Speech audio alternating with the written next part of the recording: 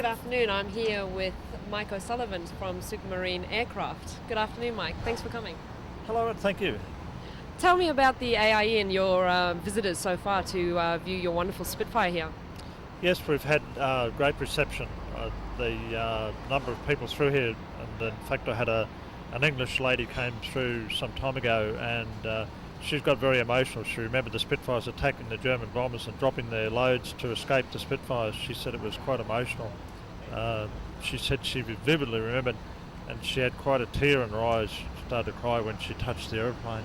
So you let her go in there and actually have a touch? Yeah. What does that mean to you when people get that emotional and that touched when they look at your planes?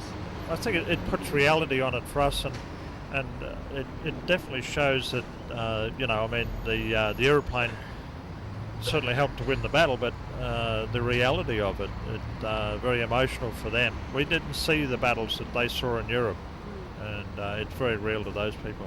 So how did you get into this? What's the reason for you rebuilding the Spitfire? Well, my family had genuine ones after the war. We had an Avro Anson bomber, and before I was old enough to get my hands on one, they sold them all to America and England and all the parts. So, but I grew up on Spitfires, so I had it in my blood, I think. And when I built one, the English started knocking the door down to build one for them. So it started from basically a hobby to a small industry of now exporting around the world. And we know that the English have personally invited you over there, haven't they? Yes, very, very fortunate to do many air shows over there. And Alex Henshaw, before he passed away, I spent a whole day with him. It was incredible. So, Mike, you've been very fortunate to have been invited by the English themselves to take your Spitfires over there and fly. Yes, very fortunate to do air shows across Europe and England, and also to be invited to Alex Henshaw's house for lunch. We, of course, spent the day with him. I was incredibly fortunate. He was the test pilot that flew nearly all the Spitfires during the war prior to them going into battle. He was an incredible guy. We got so much information out of him. We were like two kids all day. I can only imagine. And did you have the opportunity to actually fly with him when you were with him? No, he was quite an old man then. He died some 2 years ago. It's about 5 years ago I had lunch with him.